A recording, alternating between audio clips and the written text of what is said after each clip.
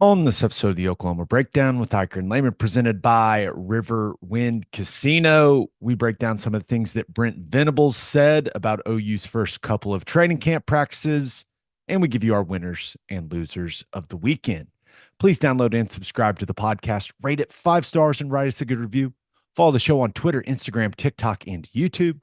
Just search Oklahoma Breakdown on any of those, and you'll find us. All right, our man Michael Hosty will kick this thing off. It's time for the Oklahoma Breakdown. It's a beautiful Sunday, August 4th, and you're listening to the Oklahoma Breakdown with Hiker and Lehman, presented by Riverwind Casino. Riverwind is Oklahoma City's premier casino experience, and there's so many reasons why Riverwind is consistently voted OKC's #1 casino, but it all starts with their amazing variety of gaming thrills and excitement. Riverwind's beautiful award-winning environment plays host to more than 2,800 of the latest electronic games with a huge selection of table games, including blackjack, match, roulette, and Teddy's favorite, craps. No matter what your game, Riverwind has it in spades and hearts. And to learn more about their gaming promotions and entertainment options in the month of August, all you got to do is visit riverwind.com. Riverwind Casino, simply the best. Ted Lehman, the Oklahoma Sooners are 3 training camp practices in. We have heard from the head football coach. You and I have been out to, you went to practice 1, I went to practice 3, and we have thoughts. Yes. Yeah. We got some thoughts. It's early camp, so you can't take any, whether it's good, whether it's bad, you can't take it and feel like things aren't going to change one way or the other. But yeah, definitely some thoughts. Let's hit some of Venable's most notable quotes from his media availability and then just kind of build on those. I think that's an easy way to do this. So, of course, he was asked about the quarterback. And here's what he said about Jackson Arnold. He said, "We're executing at a really high level right now. Decision making is even better than it was. The guys around him are playing better." Ted, when you were out there, what did you kind of see from Jackson Arnold? Well, so first of all, whenever I was out there, it was day one, practice one. They were not in pads. They were in like their shells, helmets, shells, and shorts. So, it was fast, it was full speed, but it's not full padded practice where they're all going at it. So you do have to factor all that in. But with that being said, I thought he looked really good. 7-on-7 period, he was really sharp. They did some red zone stuff, and he looked really good. Made a couple of really nice throws to the back corner pylon to Bauer Sharp that were excellent. Now, when they got into some team stuff, I thought the decision making was sharp. He had to check a lot of things down, had to eat the ball quite a bit. It's the one thing that we're going to have to remember a little bit. Like, the defense is going to be pretty far ahead of the offense, especially early in camp. And I think you saw that on the back end. The safeties and corners were all in really good spots a lot of times. For him to fit a ball in, it was always really tight coverage. Got to see him use his legs a little bit, but I came away thinking that he looked pretty sharp whenever I saw him for day one. You look at what you're hoping to see from Jackson Arnold early in camp, and as we near the opener, the decision making is the key piece, right? We talk about it a lot. He's got everything you want when it comes to the physical tools, but I think the decision making is better. I mean, the head football coach said it. The next step for him is making the proper decisions quicker. And I do think that's where a guy like Casey Thompson can help Jackson Arnold, because everyone talks about how quickly Casey goes through his reads and goes through his progressions. He doesn't, at this point, doesn't have the physical tools that Jackson has, but you can kind of see the processing speed, and that stuff, it comes with experience, man. And I think that that's the next step for Jackson Arnold is he continues to get his decision making where you want it to be, but he continues to make those decisions quicker. I mean, that's kind of, I think that's kind of the next step for him, Ted. Yeah. And Yeah. it can be And tough against the Brent Venables defense when that's the everything thing. is being disguised and everything looks a little crazy sometimes before the snap. I mean, he is going to have to get, let's call it, a master's degree in reading defense post snap going against this Venables defense. Yeah. And, he is, there's players at different, they're at different, levels, I guess, in where they are as football players right now. Everyone doesn't step on to the field like in the NFL for the most part. Most of your guys are who they are. Some guys are going to continue to develop a little bit, but Jackson Arnold is a guy that's still very early along in his maturation process, his development process. You look at a guy like, Stutzman or Bowman on the other side, like they're far more complete players. So there's going to be a scale of what you see from Jackson Arnold this year, and we're just starting off. You got to remember you got 2 springs and a game week before you play your first football game. So he's still going to gain a lot of experience, a lot of reps, see a bunch of different stuff from the defense, work through some different stuff offensively. And I still think that they're probably in a process of finding what he does best in building the offense. I'm sure they're going to start with a playbook that looks like this. And by the time they finish training camp, they're going to dial in, and not to say they're going to eliminate a lot of stuff, but I think they're going to focus on perhaps some different areas as they see what the real bread and butter is going to be. I think after going out there and seeing it, I think that I feel better about the quarterback position as a whole than I did at this time a year ago. And I don't want to make it sound like Dylan Gabriel wasn't a really, really solid football player. He was, and he's going to have a really, really good year at Oregon. But you think about Jackson Arnold's talent level, what that could mean for the offense, especially pushing it down the field. You factor him, the improvement he's made when it comes to the mental component of playing the position.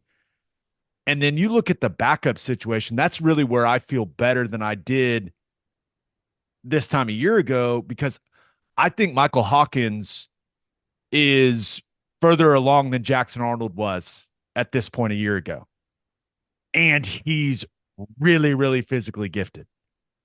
And then you've got Casey Thompson, like this veteran that you can turn to if really anything goes sideways. And is also in that room talking to the other quarterbacks, teaching them and helping them progress as players as well. And it just, as a whole, I think I feel better about the quarterback room right now than I did a year ago. I think the ceiling is really, really high, and I'm feeling better and better about the floor of it. Yeah. Well, which is a good thing, because whenever you think about it, we've needed our backup quarterback or more for, I mean, you got to go back quite a few years to whenever we didn't. Maybe Jalen Hurts year is the last time, 2019, that you didn't play 2 quarterbacks, like to some degree in very important games. We all remember last year, Jackson Arnold having to come in. We all remember the year before that where we didn't have Dylan Gabriel in the OU Texas game. We all remember the year before that where, we had the Caleb Williams saga, and then the year before that with this. I mean, it goes back that you've had some things happen at quarterback. So the fact that you've got some good depth there does make you feel good. Let me ask you this, because I've never really seen it from my vantage point's always been a little bit different. What have you seen from young quarterbacks? Like, is there a time whenever you could tell that the ceiling is going to be incredibly high, and they're going to continue to get better and better? or does it make sense? Like, can you see players' ceilings a little bit as they develop at quarterback? I think as I watch quarterbacks, the first thing I always look for is what are the physical tools? And that kind of determines whether it's right or wrong. That kind of determines what my expectations for that individual are. Mm-hmm. But the key, I have always thought the two keys to playing the quarterback position are decision making and accuracy. If the guy is going the right spot with the football and putting it where it needs to be, you're going to be in great shape. Yep. So, and that's the thing with Jackson Arnold. It's extremely encouraging to hear Brent Venables say, hey, he has become a much better decision maker. If he would have said, hey, he's making great decisions and he's throwing a super accurate ball, I would have sat here and gone, oh, yes, thank you. But that's really the thing for me. And that's, I think everyone gets a little caught up in, hey, can he throw it 75 yards in the air and just, the arm strength that's a factor. But that was the thing about going back and thinking about the quarterbacks that I played with, Landry's decision making for the most part, like he was a little limited athletically, but back there playing from the pocket, I mean, the dude could absolutely spin it. And he's one of the all-time leading passers in college football because he was a quick decision maker and an accurate passer. Mm-hmm. How different was that whenever he was a freshman and kind of got thrown out there compared to when he was a senior?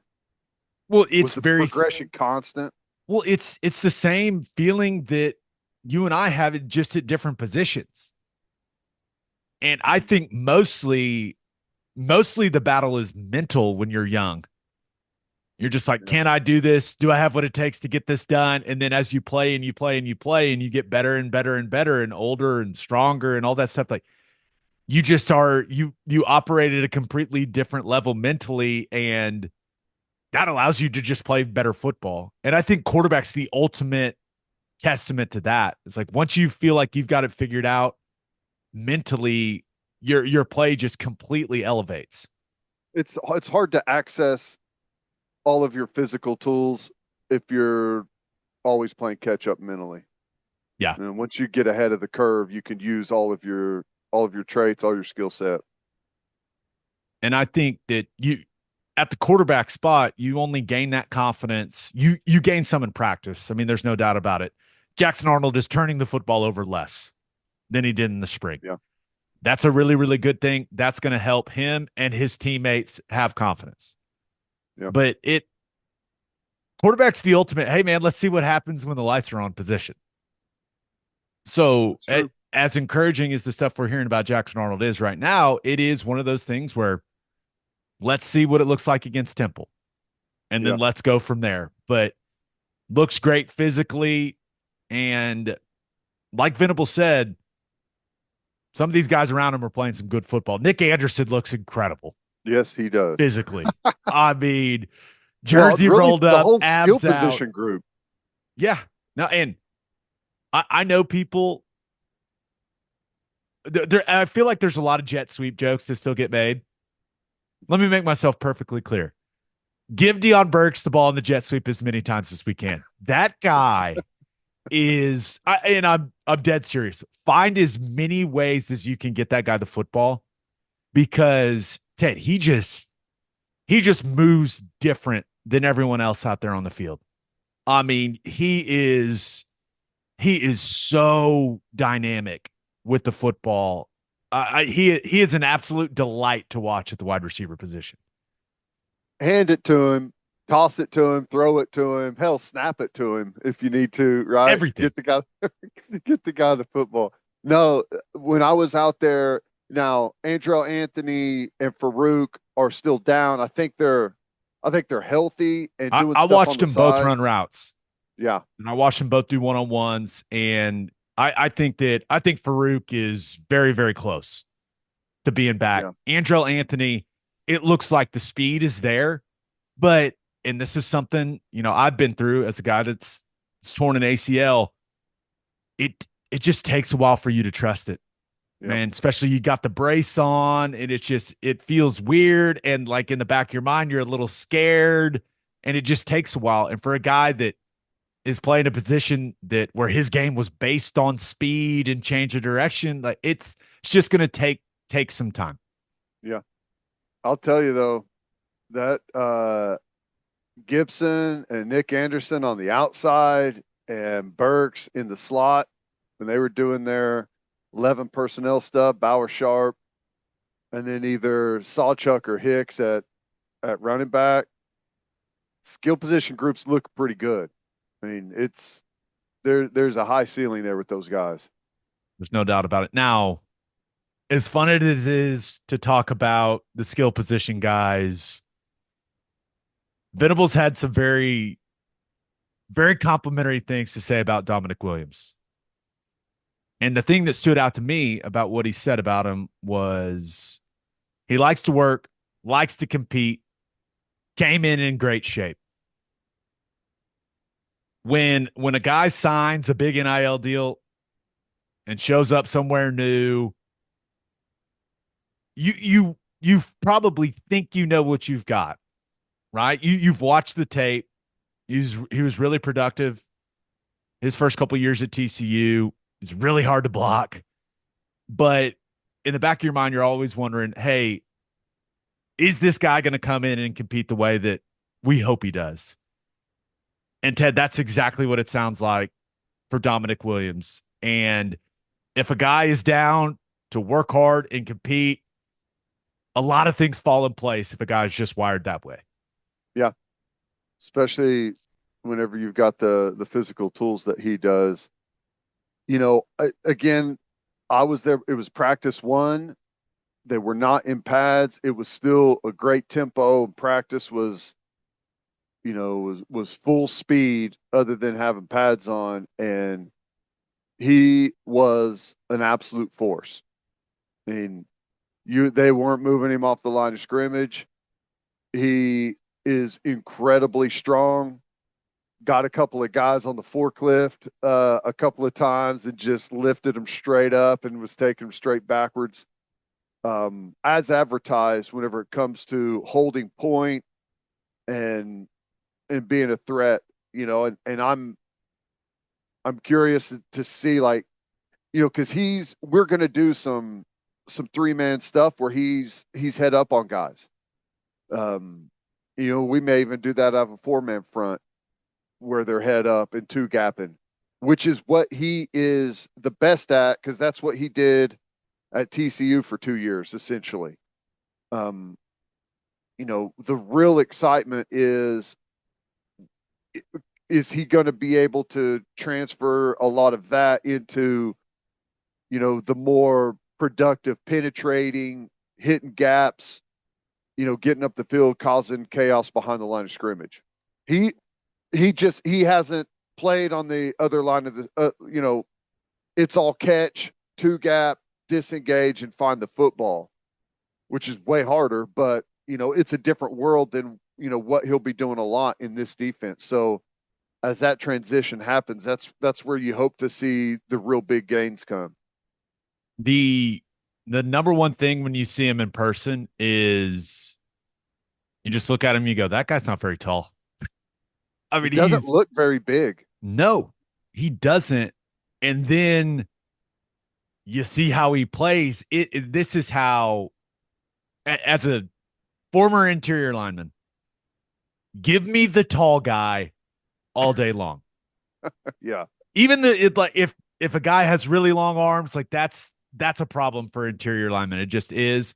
But it simply is it is easier to block a tall guy than a short guy, especially a short guy that's strong as hell. It's like trying to block a fire hydrant.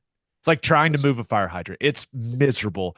And that's what it looks like trying to move Damonic Williams for the interior lineman. He is ultimately, I just think he's a guy that his role, I don't know how much of a pass rusher he's going to be. I don't know how that part of his game is going to develop under Todd Bates. I'm optimistic about it, but I think when you look at what he needs to be for this team, It needs to take two guys to move him.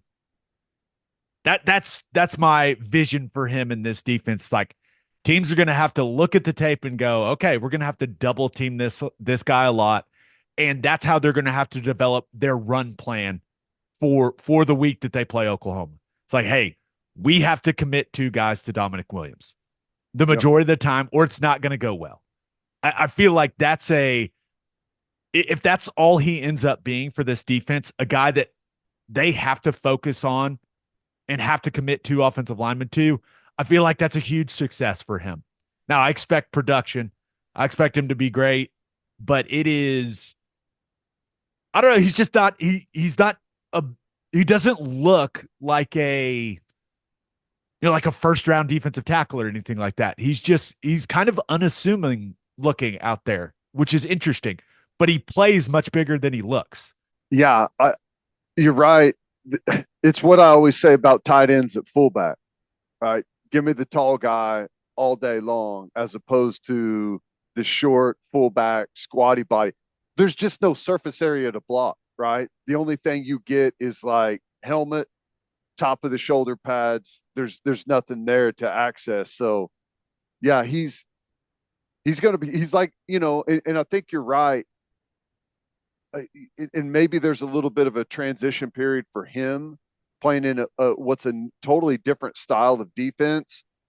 But, he's not he's not a dragster. He doesn't feel like an explosive, like flying up the field type of defensive lineman. It's more like he's a bulldozer. He's dropped it into low gear and he's just going that way and you can't stop him. So he's definitely going to be a force on the inside, and it's taken our defensive line to the next level for sure. And I'll tell you, I think that it's been kind of a quiet offseason. It was a quiet spring and a quiet offseason, but I thought Dejon Terry looked really good. He is, in my opinion, if you just walk out there as a guy that played center, you walk Start out there, sizing everyone up. you walk out there and you go and you look at the defensive tackle group, you go 95 looks the best. Followed closely by David Stone by 0. But you look at 95 and you go, doesn't look particularly fun. Yeah. I mean, he's definitely, when you combine like size, length, just the way that he looks physically, like he wins the eye contest for sure amongst the defensive tackle group. Like it's just, I mean, there's just no doubt about it. You go, yeah, that guy looks like that. He looks like an early round defensive tackle physically. That's what he looks like. Yeah, he does. And he's looked good. He's big and he's strong. And whenever those two guys look like they have a chance to be the starting rotation, I mean, it's going to be between them. Jaden Jackson looks good, which I was about he's to another say, guy. I will not be shocked at all if it's Damonic Williams and then a true freshman starting, and that true freshman's Jaden Jackson. And he's a true freshman, but everything we said about Damonic Williams when it comes to being just hard to move, like it all applies to Jaden Jackson. Yeah, which Leverage I'm is sure, the name of the game. back to as an offensive lineman, when you walk out and you're sizing everyone up, the 300-pound Pacific Islander over there with the hair in the ponytails, probably one that catches your attention too. You're just like, oh no, oh no, that guy does not look easy to move. And I think there's going to be a good rotation at that defensive tackle position. But let's say they go with Williams and Jaden Jackson, like that's the starting two at the interior. Well, I feel really, really good about that duo stopping the run. Now, do I feel great about the interior pass rush you're going to get from those two?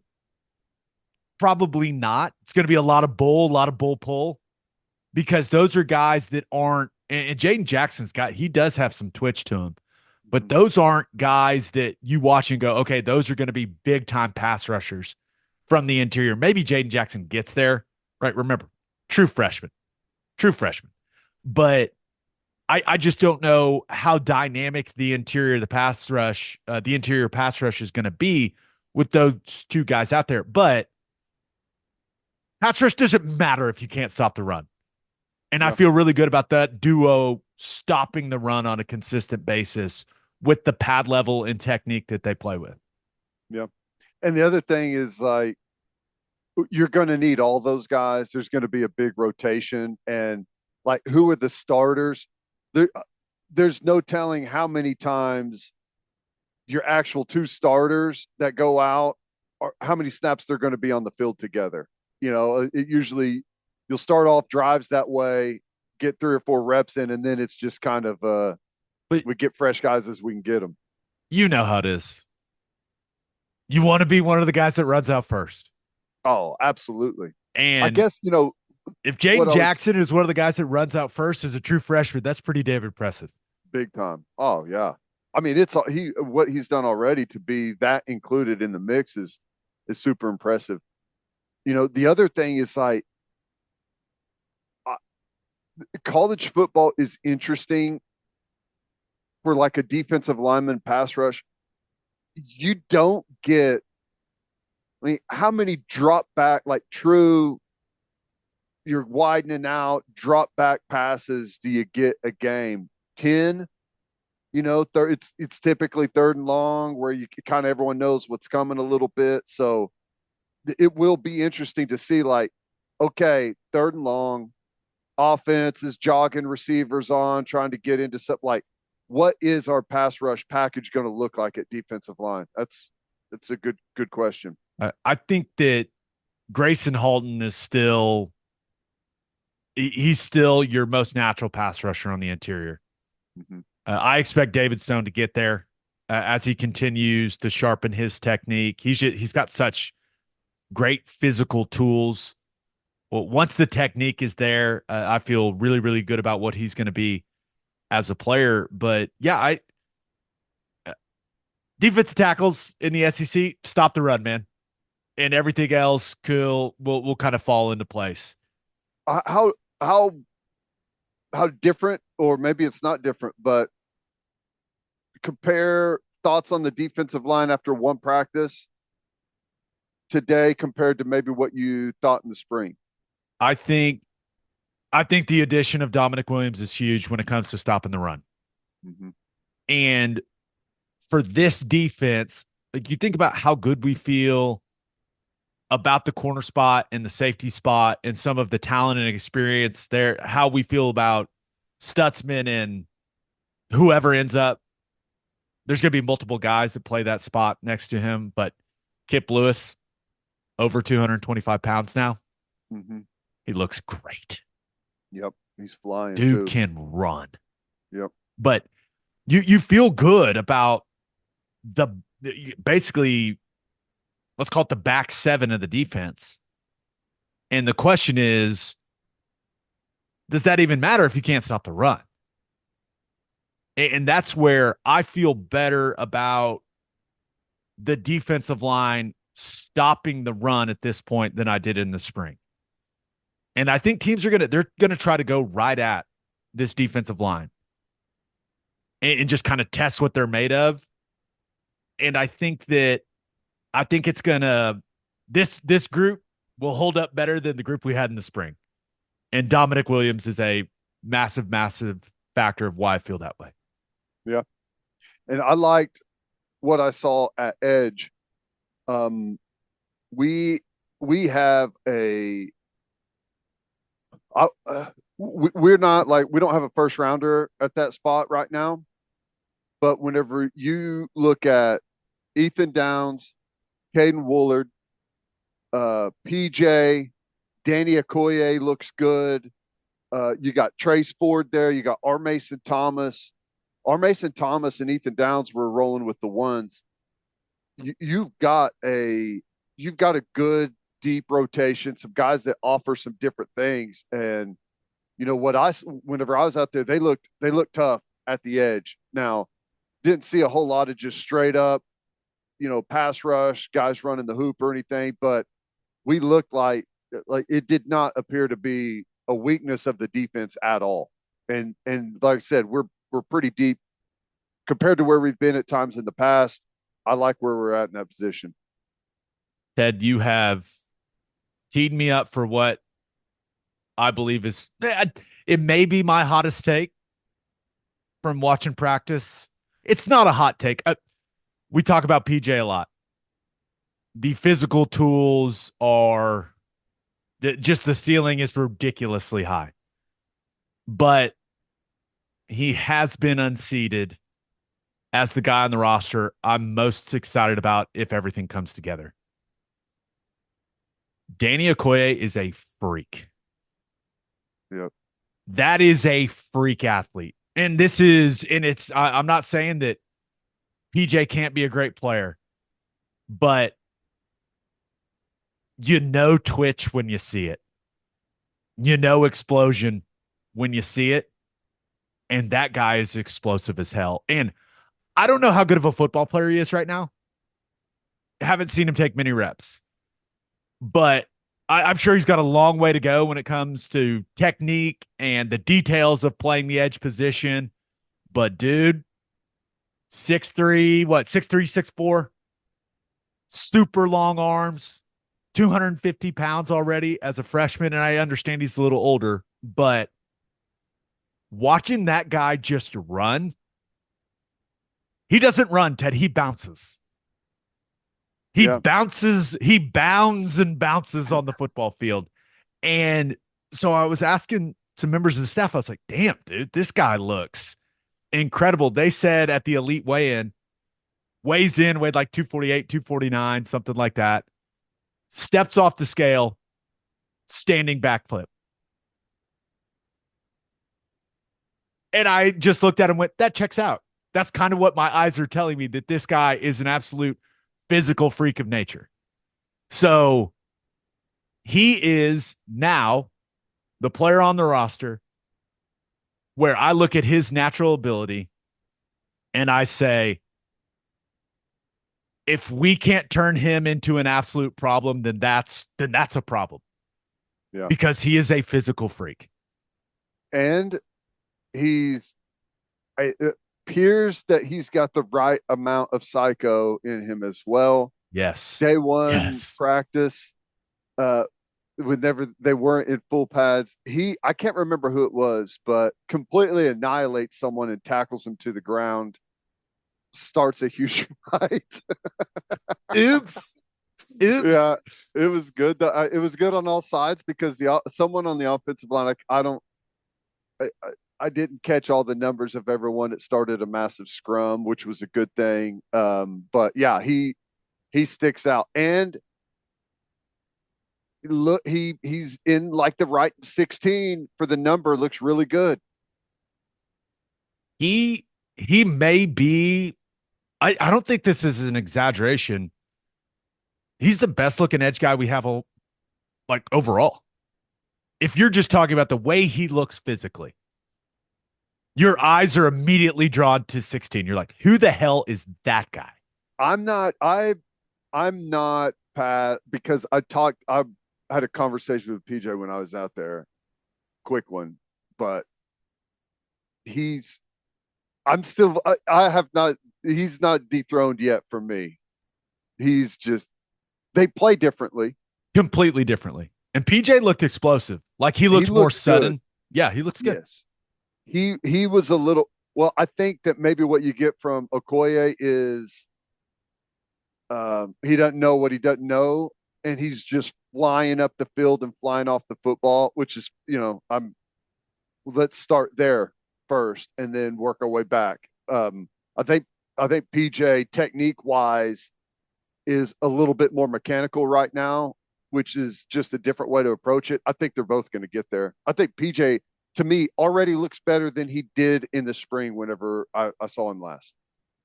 I I mean no disrespect to PJ now that he's been unseated. I promise. I just when you watch Danny Okoye run, you go, who invited like the sprinter to come play football? That's what it looks like. The way that he moves and like bounces. I just think when you have when you're that explosive of an athlete, I think his ceiling is, and it almost he almost feels like a traditional 3-4 like stand up outside linebacker type Mhm. guy. That's his build. Just looks like he could just absolutely thrive at that type of position. You just watch him and you go, man, if this guy is not an absolute menace off the edge, then we failed. Like that's how I feel. Yeah. Radio and TV guys included. If we all as a collective community around the football team can't get Danny Okoye to be an elite pass rusher, then we all have failed. Yep. Well, and a lot of those guys, it's mainly intuitive, I think. You can develop some pass rush skills, but you can either get past a guy or you can't, and you can refine it to some degree. He feels like he's the guy that's like all the natural stuff is there. We just got to refine it a little bit. But it's back to the point. We look way different on the line of scrimmage since Brent Venables stepped on campus. It's not the same football team on the line of scrimmage defensively in a good way. Completely agree. All right, we've got some more Venables quotes and some more thoughts. But first, get road trip ready this summer with Love's Travel Stops, your leader in highway hospitality. Download the Love's Connect app and unlock a 10-cent per gallon discount on gas and auto diesel at more than 640 Love's locations. Stock up on snacks and drinks with mobile deals and drink club rewards. Forgot something at home? Love's mobile to-go zone has you covered from phone chargers to headphones. Love's Travel Stops is your one-stop shop for clean places and friendly faces. And celebrate with a Schooner All American Ale, the official craft beer of OU Athletics from Coop Ale Works. Named after the iconic Sooner schooner that races across Owen Field after an OU score, you can join in on the celebration with an ice cold beer from Coop Ale Works. You can enjoy it at the Palace on the Prairie, at OU athletic events, at the bar, at the tailgate, and in the comfort of your own home. For more information on Schooner All American Ale, visit SchoonerAle.com. Must be 21 to purchase. Please drink responsibly. Schooner All American Ale, the taste of game day. And we are brought to you by Simple Modern, the Oklahoma-owned drinkware company and #1 drinkware sales leader on Amazon and Target. And this year, Simple Modern is now the official drinkware sponsor of the University of Oklahoma's athletic department. Keep on the lookout. You're sure to spot exclusive drinkware options at all home games so you can stay hydrated while supporting your favorite Oklahoma team. And with 10% of all Simple Modern profits going to charity, many right here in Oklahoma, you'll also know you are helping Oklahomans off the field as well. Simple Modern, good everywhere. Venables got asked about the offensive line multiple times. And I thought what he said, here's the quote: I think offensive line is in a much better position than we were in the spring. And he also mentioned the leadership that he's seen from Jacob Sexton and Jake Taylor and how those guys have improved and really kind of bringing the group as a whole along. But Ted, did anything really stand out to you when it comes to what you saw from the offensive line? I know you're always so focused on the defense, but did anything really catch your eye O-line wise? Um, yeah, I thought it looked solid. And again, day one weren't in full pads, but I didn't see what I thought were communication mistakes, blocking the wrong guy. For the most part, I feel like everyone was blocking the right guy, which is a good place to be and a lot harder to get than you would think. There was a little bit different of a rotation. They were moving a couple of guys around. It looked like the right side was maybe a little more set, and they were maybe playing with some different combinations on the left side. That's how it feels, right?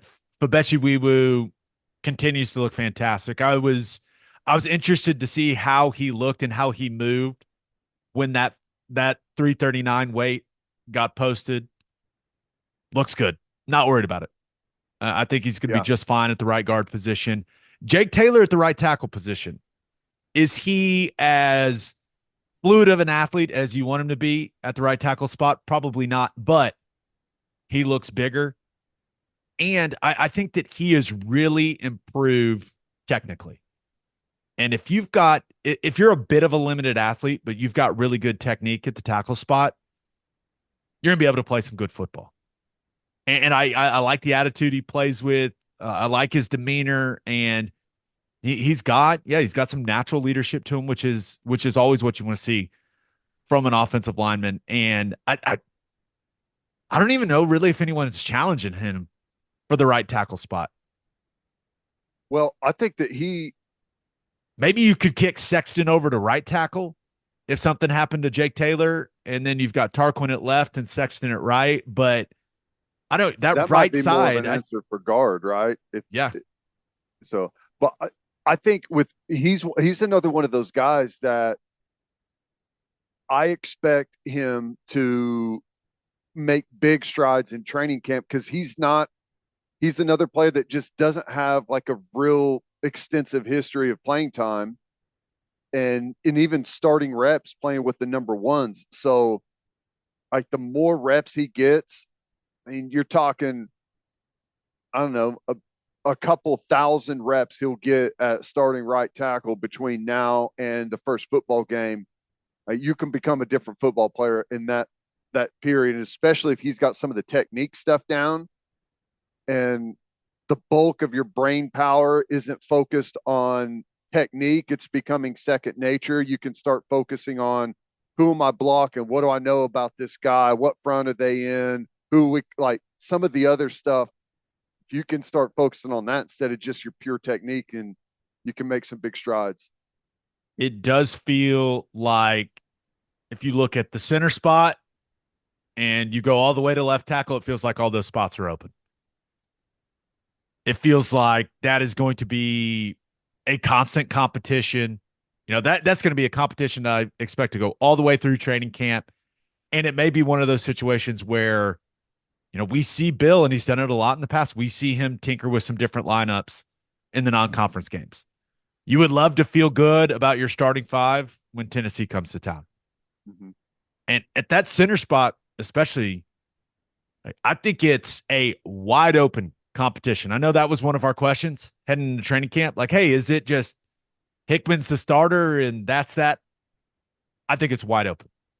And I'm not, so you've got Branson Hickman, you've got Josh Bates, and I don't think you can count Troy Everett out either. Once he's back and healthy, I expect him to get a chance as well. May the best man win at that position. We'll see who can be the most consistent guy throughout training camp. We'll see who runs out there first against Temple. But what'd you see at center? Did you see stuff you liked or? I didn't see like a giant difference between the two guys. I think Hickman is more technically sound. I think everything is more calm with Hickman's hands and feet than Josh Bates. But Bates has been around longer. He knows the system. You got to assume he knows the system better with how much longer he's been in the program than Hickman. He clearly he's known the guys around him longer, which when you think about, hey, you're probably going to have a transfer right guard.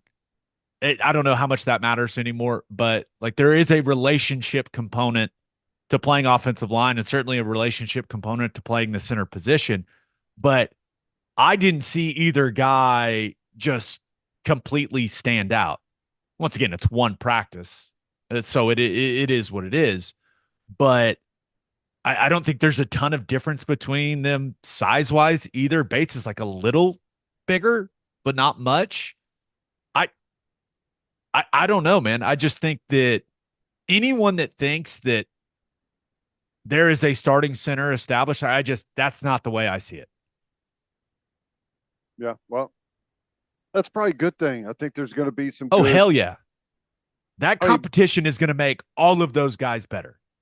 And whenever you throw Troy Everett in the mix, I mean, you're gonna. And I know that I'd say all those guys are like center size. You don't have anyone that you would feel like, oh yeah, we need this guy at guard. But I mean, the fact that you've got three competent guys there helps you depth wise on the interior spots, I'm assuming. No doubt. And Garen Hatchett stood out to me. just with the way that he practices. A little, got a little edge to him, man. A guy that has no problem blocking through the whistle and a little after it.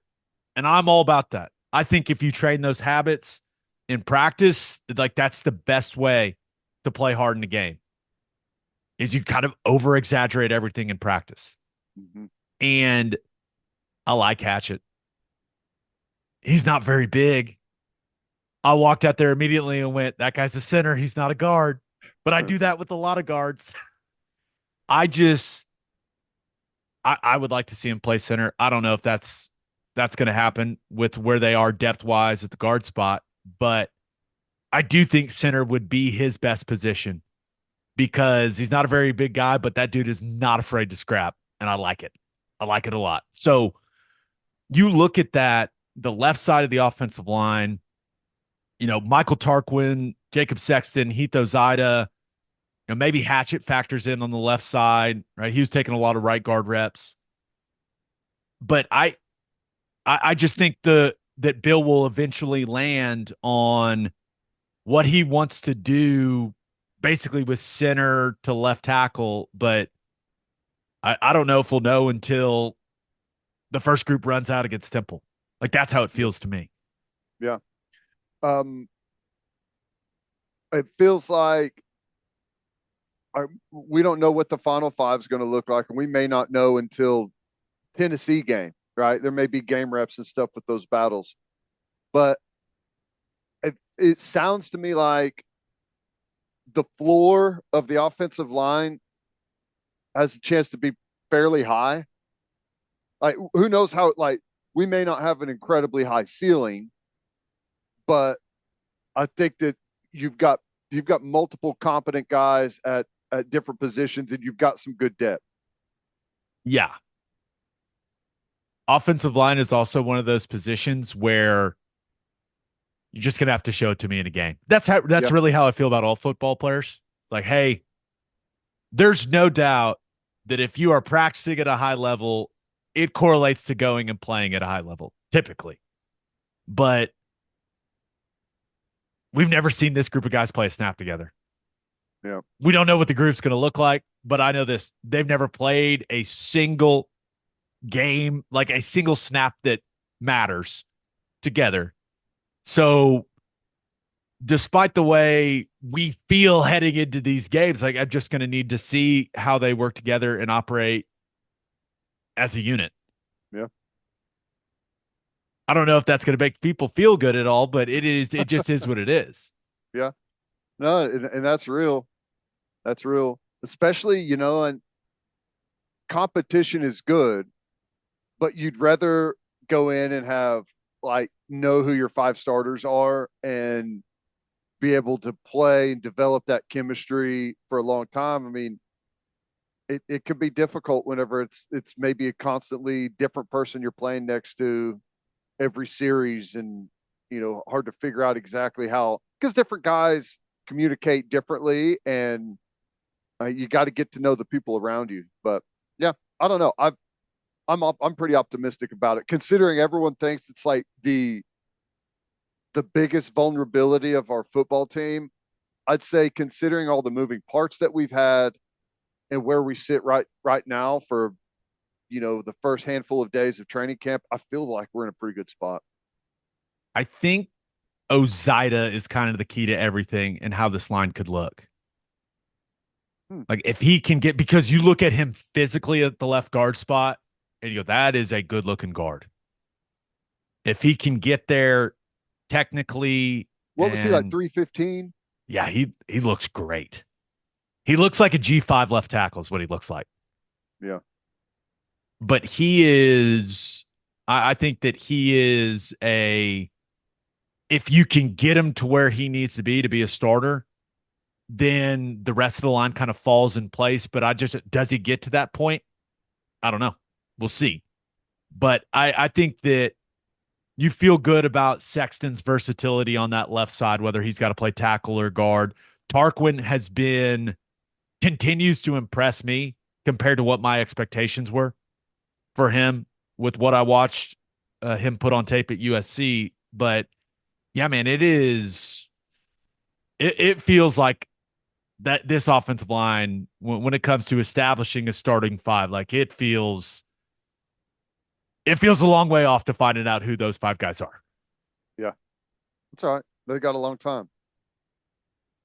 Venables talked about the running back position and said some interesting things about Jovantae Barnes. And here's the quote. Said, many ways looks like his old self. And going into training camp, Ted, you and I talked about, okay, do we have a real difference maker at the running back position? When you look at Hicks and Sawchuk and Barnes and Taylor Tatum coming in and Franklin, the transfers, like, do they have a group of solid guys, but do they have a guy that can be a big time difference maker?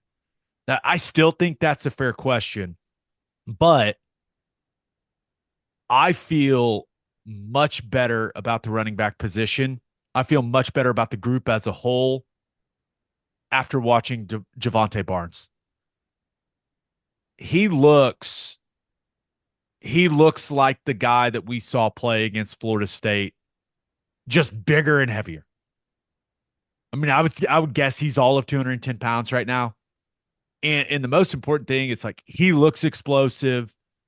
He also looks, and this is going to sound weird, but everything looked very heavy for him last year, like physically and mentally. And he looks much lighter this year. He looks decisive. He looked like he was having fun out at practice. And I don't know. And it's none of my business. Don't want to dive into what happened to that guy last year, but he's just got a different energy about him compared to what I saw from him being on the sideline last season. And it's very, very encouraging. I thought out of the running back group, he looked the best of everyone. When you combine how he looks physically, what he was doing with the ball in his hands, I thought he looked really, really good. And I think it's really, really encouraging for that group as a whole that Jovantae Barnes looks like he's back to being a guy that can be a significant contributor to this football team, because that's not how he looked, especially in the back half of the season last year. Yeah. Yeah, it looked a little deflated, but yeah, I mean, the running back position, Sawchuk had a great end of the season. I think he had 400 or 500-yard games in a row to finish things. So he came on strong. Like you gotta give him the advantage right now when it comes to being the number one guy. But the competition looks good. I thought Hicks looked really good when I was out there. We've talked about him a lot physically. He looks really impressive, but he is, he's thicker, and he looks like he's the between the tackles guy. Sawchuk looks like he's the open field guy, and Barnes kind of looks like the the perfect mix of both of those. So I don't know. I mean, I feel really good about the potential we've got there, the athleticism, a lot of the different traits. But, back to like what you said about offensive line, we're going to have to see someone do it consistently out on the field. I think Sawchuk, and he looks better physically than he did a year ago. It's clear he's added some strength. He's added some weight. I just think he's the most reliable guy. And you absolutely, you just have to have an assignment sound running back. And I think that DeMarco Murray trusts him completely when he's out on the field. Like, he knows there's not going to be any massive mental mistakes. And I think if you can get Barnes and Hicks to that point, I think that can be a pretty kind of equal share between those three guys. And then Taylor Tatum, you just never know with the true freshman. I mean, especially with the way that DeMarco coaches, like, he's extremely demanding. Like, it goes back to the trust factor. Like, can Tatum get to where he needs to get from a understanding his assignments to where DeMarco trusts him to put him out there in key positions? I don't know. That's asking a lot of a true freshman that just got here in the summer. But Isn't when that you funny look though? at Like, think about the early arrival thing. That's the new norm. And he showed up, in June for the summer workouts. I, it's, it is, he's way behind everyone else. He's just showing up for training camp and it's first football, and to not be there in the spring, I bet it's a bit jarring to the system, like with everything that's going on. And I don't know, with those guys, it could be difficult to get reps. I mean, he's just that far behind. we'll see. That's a long season. It's a Yep. really long season. All right, let's finish up with our winners and losers of the weekend. But first, Oh, you grill masters, listen up. Didier Ranch delivers premium quality beef that is 100% raised in Oklahoma right to your front door. Go to didierranch.com, DIDIER ranch.com to order one of their premium quality beef boxes and use promo code Oklahoma15 for 15% off your order. Filet, ribeye, New York strip, sirloin, steak burgers. They got it all and they ship anywhere in the continental U.S. And Oklahomans can get deliveries in just 1 to 2 days. The only thing better than having a lot of premium beef on the O&D line is having premium beef delivered right to your front door. Didier Ranch, tradition tastes better. and head to the garage for hand smashed patties, butter toasted buns, and ice cold beer. It's the perfect spot to watch any big game, and with all garage locations being open at 10 p.m. or later every night, it's the go-to late night spot. Visit eatatthegarage.com to find a location near you and order online from the garage in your neighborhood. Attention business owners, you need Insurica in your life. Insurica is one of the country's largest insurance brokers with 30 offices throughout Oklahoma, Texas, and the Southwest. Insurica, they compare and contrast coverage offerings and pricing from many insurance carriers in order to design a cost-effective, comprehensive program to meet your business's specific needs. If your business partners with Insurica, you'll save huge amounts of money and take back control of your total cost of risk. Your business wants to be best in class, connect with Insurica at insurica.com. That's INSURICA.com. And three things matter in banking: service, service, and service. First Fidelity Bank's commitment to exceptional service is more than a promise, it's their foundation. FFB has been by your side for over a century, and they are honored to be a part of your journey. Banking isn't about where you've been, it's about where you're headed. Open an account at an award-winning bank today at ffb.com.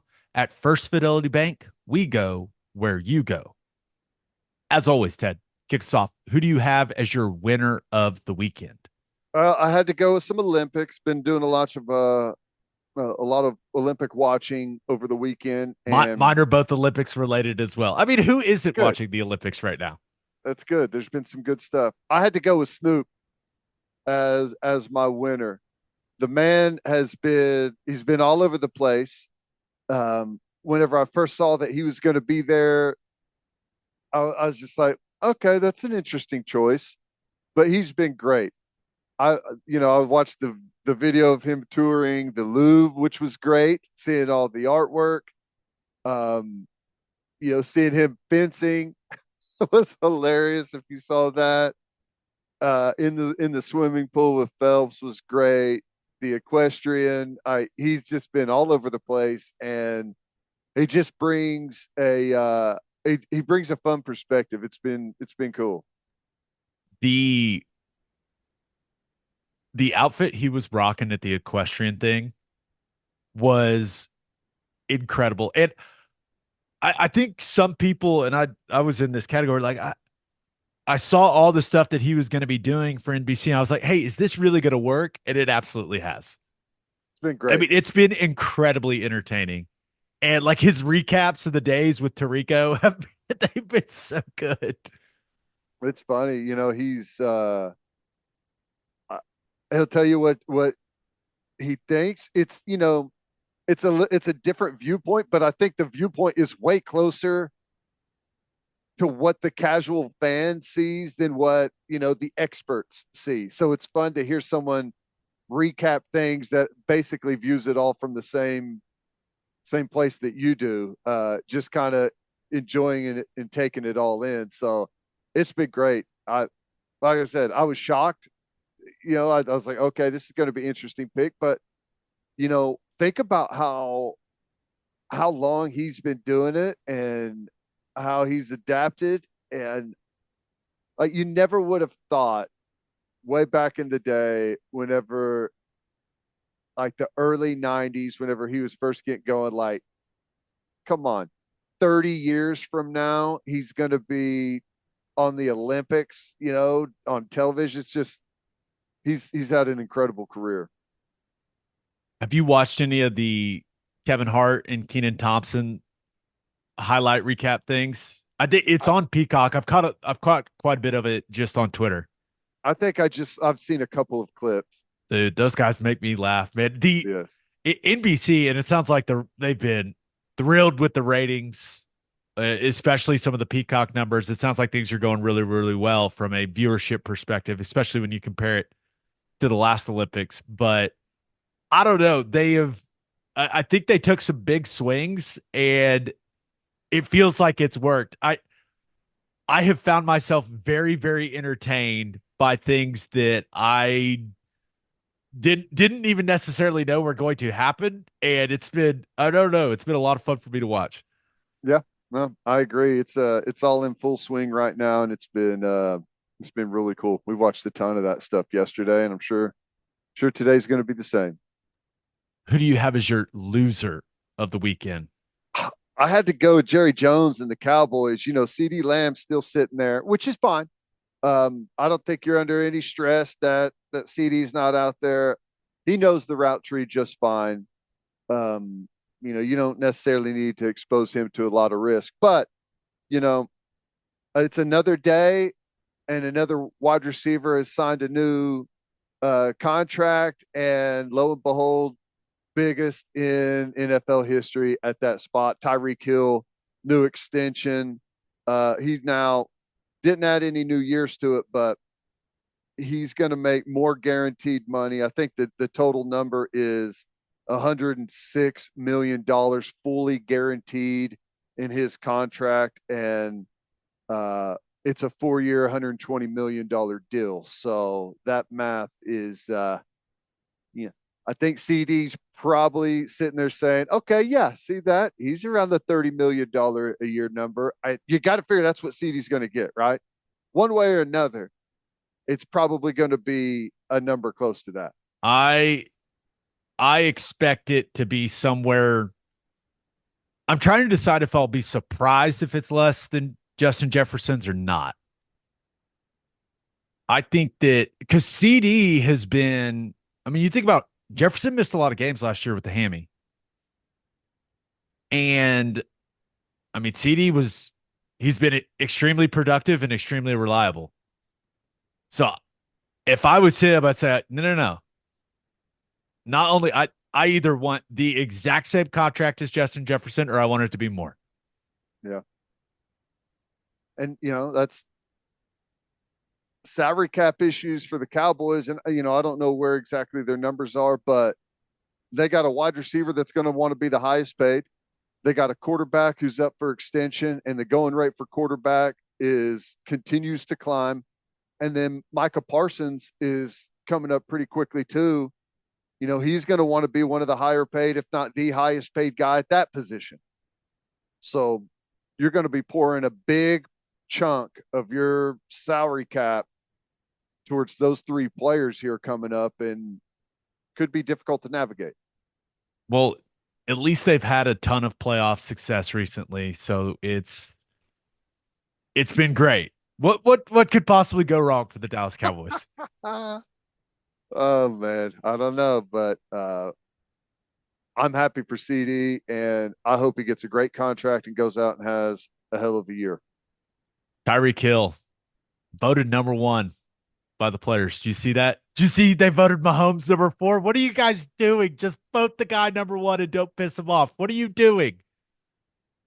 Giving him a reason to go out there and continue to press, which I don't know. Those things are incredibly hard whenever you talk about the different positions and everything. But yeah, pretty impressive for Tyreek Hill for sure. Wonder if he used that in his contract negotiations. He's like, hey, Come The on. fellow NFL players voted me the best player in the league. You got to pay Timing me a is boatload of money. right there. It came out when they were probably sitting at the table negotiating. You think he was about to sign, and then he got the Whoa, whoa, alert on his phone. whoa, He's like, wait a second. Wait a second. Just, guys, just vote Mahomes number one. Don't give the guy any more fuel to go win football games. Just vote him number one. Now we're going to hear all year. He's going to be like putting up number four and like all this. You know he is. You know he oh is. yeah. And when they're in the Super Bowl again, he's going to be putting up fours. It's like it's going to happen. It's just going to happen. Just I don't know why. Just don't piss the guy off. I just don't understand why. Don't do that. Why?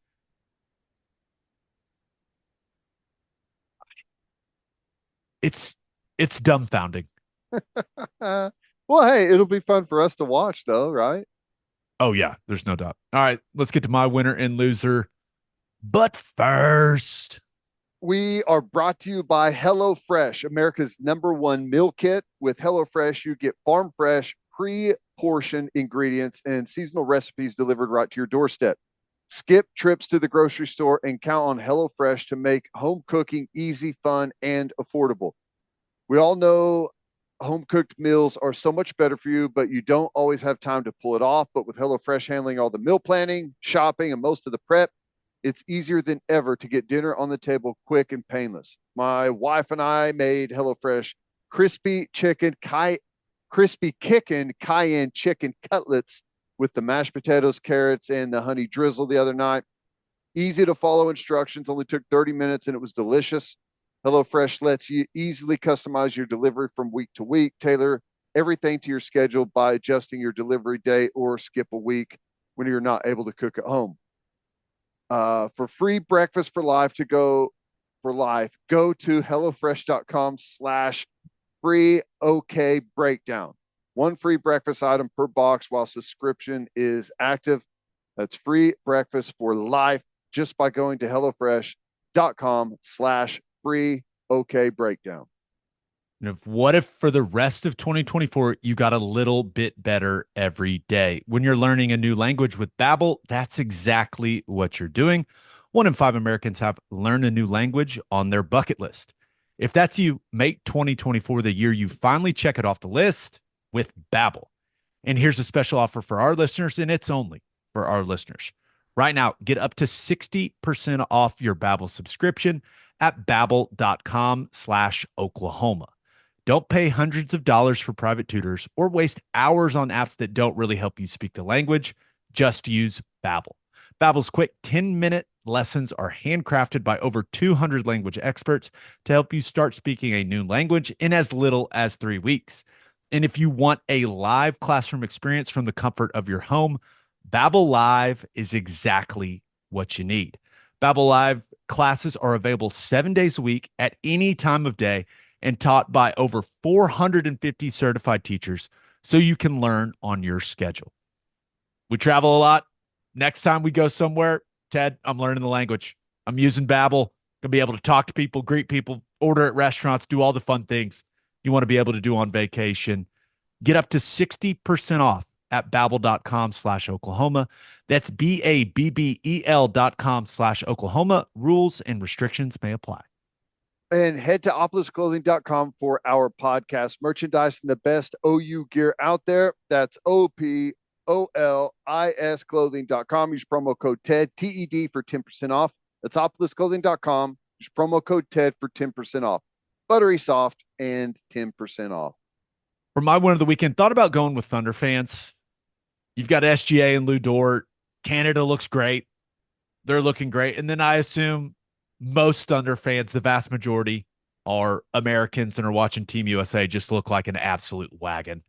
I mean, they dismantled Puerto Rico. That team looks it looks destined to win gold. But you've got SGA and Lou Dort and Canada doing really well. You've got Team USA looking dominant. It's just been a lot of fun to watch Olympic basketball for Thunder fans, I assume. Or at least that's how I feel, Ted. Yeah, we got some coming up today. I think there's a couple of I think the men and the women have big games today, right? I don't know. It's been fun. I think the men and the women both are just going to steamroll everyone. That's how it feels to me. Probably. Is Canada maybe the best option for anyone to not? Germany looks Looks pretty good. really solid. They beat the hell out of France. So, yeah, Germany is looking they're looking real solid. So Okay. that may be the United States' biggest competition. We'll see. But I'm pretty confident that Team USA, both men and women, are going to walk away with gold in this whole thing. But my winner of the weekend, and I've talked about this a lot before, but I just love people that are good at their jobs. I do. Whether that's an athlete, a police officer, a waiter, doesn't matter. I just love people that are passionate about what they do and they do it at a high level. I just love that. Love it. And that's exactly what the pommel horse guy did. Stephen Nedoroscik. Nedoroscik. I don't even I've heard it said 6 different ways. Nedoroscik is how I've been saying it.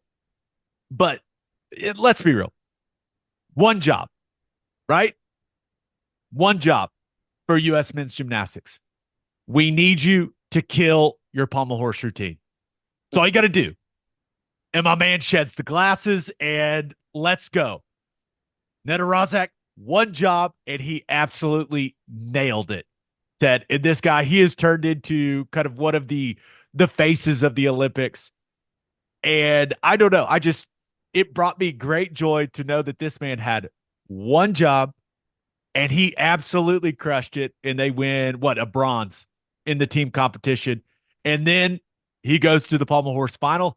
Once again, one job. Go do pommel horse at a very high level, dude.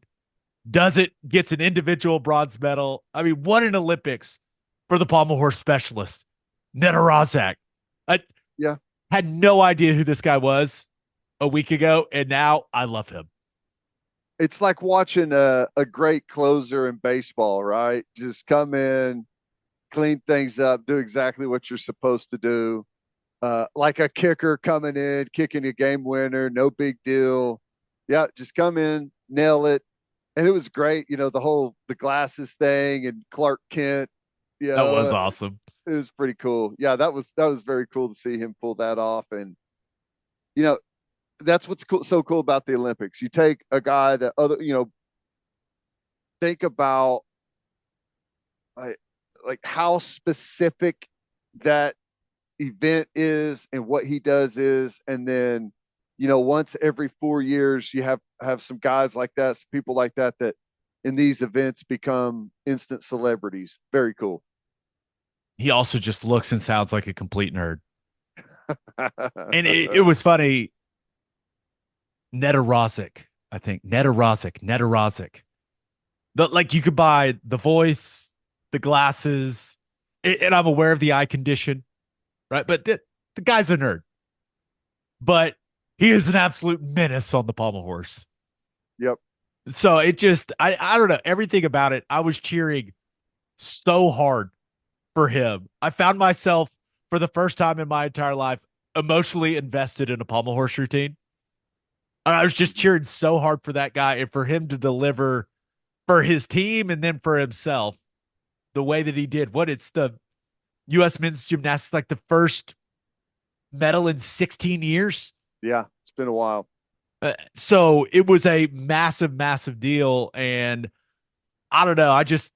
You're right. That's what makes the Olympics so fun is stories like Stephen Nedoroscik. Like that was an absolute joy to watch for me. Yeah, and it's the ultimate in preparation, because if you don't just get lost in what you're supposed to do and how you prepare and how you hit your routine, and like the moment can just like be overwhelming, right? You get one opportunity to make the Olympics. I mean, there's people that go to multiple Olympics, obviously, but it's difficult. Typically, you get one shot at it. And if the pressure of this being your only chance and the pressure of what you need to do in order to get your team a medal, and all eyes are on you, and I if you just hit the preparation and do what you always do, go out there, you can do it with a ton of confidence. And that looks like what he did. Didn't even think about it, just went out and knocked it out of the park. if he doesn't have, if Steven Nedoroscik doesn't have a glasses sponsor, he may already have one for all I know. But if he's not on some type of glasses company ad very, very soon, it's going to be a massive failure by everyone involved. Get that guy some endorsements, people. Come on. Gotta imagine. Gotta imagine it's coming quick. Lens crafters. I don't know. I got LASIK. I don't need to go get glasses anymore. But I expect one of those big companies to have. They're going to ride the wave of popularity. The Nedoroscik wave of popularity. I mean, you You just have got to. to. It's good. My loser of the weekend. Thought about going with United States men's soccer. Yeah, quarterfinal, but you get house 4-0 by Morocco. And I know that Olympic team is not the U.S. men's national team. I understand that, but I feel like one of the things that will make us better at soccer is if our young players are developing at a higher level and at a faster pace. And getting housed by Morocco 4-0 doesn't exactly instill confidence in me. It's Morocco. Like it's not Brazil or France. It's Morocco. Everyone's Brazil or France to the US right Oh, now, don't say right? that. Well, come on. It made me sad, man, because there was some momentum behind the team. Uh, and then, ugh. I don't even remember who it was that we got. Who sent us packing in the last deal that we were on? Was it like Uruguay or something like that in the Panama. Panama? It's I don't know. It's disappointing. What are you going to do? I I want to care about soccer so bad. I know.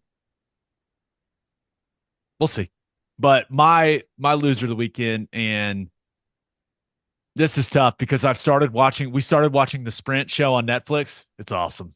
Love it. I haven't seen that. Is it good? I Oh, you would love it, Ted. You need would to check it absolutely out. love it. It's all about people running fast. There you go. That is your thing. And so my loser of the weekend is Sha'Carri Richardson. And let me make something clear. I don't think anyone was beating Julian Alfred this weekend. That woman was flying. Yeah, that was an impressive run. I mean, she She killed it. was absolutely flying. So it is what it is. But I think that when you go to the Olympics, I think all you're hoping is that you run your best and whatever happens, happens. And Sha'Carri Richardson in the 100-meter final, she got such a bad start. Now she's so fast that she was able to make up a bunch of ground and get a silver medal, which is clearly a massive deal. That goes along with the world championship she has now in the 100. But I just think that's one of the worst things for an athlete is you show up if you play your best and you get beat, it is what it is. But she showed up and it didn't feel like her best effort, Ted. And track and field, it's especially the 100, it's extremely punitive if you're not at the top of your game. She still won silver, but I don't know. And then you just have to sit with it Yeah, for, until the next Olympics. Like the World Championships is obviously a massive deal, but it's not the Olympics. It's just not. right. So I don't know. She's just got to sit there and live with knowing that she didn't run her best race. And that can't be a great feeling. Well, no, well, it's one thing if you get silver, but like it was an incredible race and you're right there, you know, and there could be some people say, yeah, well, it was close and maybe next year or whatever, but like there was that race, there really was no second place, right? It was one runner that everyone was watching. The moment for her was incredible. And there might as well not have been anyone else on the track. No one really made it close. And I mean, I think that's what you're saying. It's like if you don't have your best race and don't even, I mean, and that one is it was as like I said, is this as if no one else was even on the track, and you don't want to be forgettable in that big of a race, and that's kind of how it was, and you hate that for because that was a big moment. The video of the people in St. Lucia going crazy was awesome. Yeah, What, their first Olympic medal ever? I mean, that video, incredible. I watched it like 10 times. And because you could pick different people in the video to watch each time. And those people were elated. Alfred quite literally had an entire country behind her. Like Oh, and they knew it it from was the really cool, beginning, man. right? As soon as that gun hit, she got a great start, ran an incredible middle part of the race, and then closed great. But when she got that start, that whole place was they knew it. I mean, it was 10 seconds, and they were waiting for the official finish. But man, that was a hell of a race that she ran.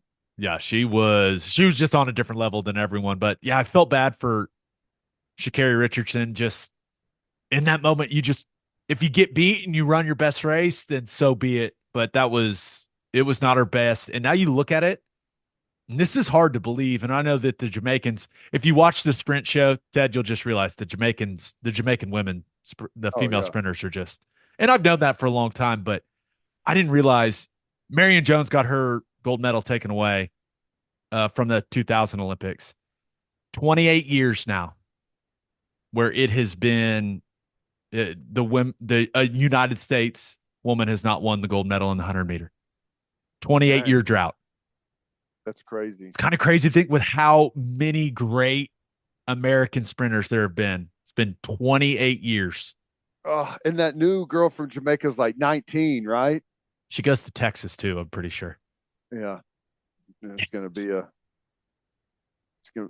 Yeah, that's one of the things, and I've said it a bunch, but the SEC in our track program's in a pretty good spot right now, but track is big time in the SEC. Well, Julian Alfred is that was a big time performance. That thing Yeah, wasn't even close. it was She was the incredible. best in all the qualifiers and then was head and shoulders above everyone in the final. Stud. Mm-hmm. Birthday shout outs. Happy 10th birthday to Weston Harmon. Happy 42nd birthday to Pastor Allison Goodnight. And happy 47th birthday to Jamal Frisbee. And on that note, episode 445 in the books. We'll have a new podcast that'll drop on Wednesday. Just a reminder, please subscribe to the podcast wherever you listen to podcasts, and please subscribe to our YouTube channel. Hope you all have a great start to your week. And until next time, we appreciate you all for listening, and do what you always do, Oklahoma. Take care of each other.